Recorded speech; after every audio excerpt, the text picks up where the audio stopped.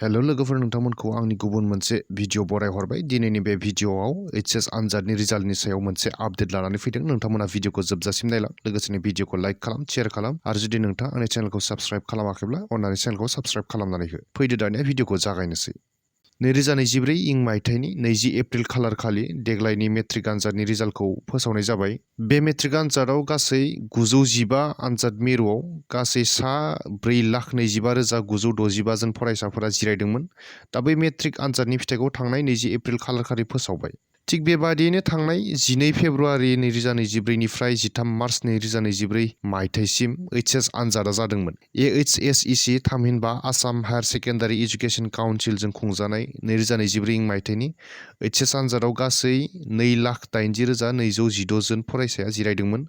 बिनिनो 1,39,486 जना हौवासा आरो 1,42,732 जना हिनजावसा मख'नो गोनांदि बिनिनो साइन्स स्ट्रिमाव 54,287 आर्ट स्ट्रिमाव 2,06,467 आरो कमार्स स्ट्रिमाव गासै 17,582 जन फरायसाफ्रा देग्लायनि एचएस आनजादखौ लिरदोंमोन थिग बेबायदिनो मेट्रिक आनजादनि फिथाइखौ 20 एप्रिल खालि फोसावखांनायनि उनावनो एचएस आनजादनि रिजाल्टखौबो सानसे साननैनि गेजेराव फोसावसिगोन सानदोंमोन नाथाय एचएसनि रिजाल्टखौ होनाय जायासै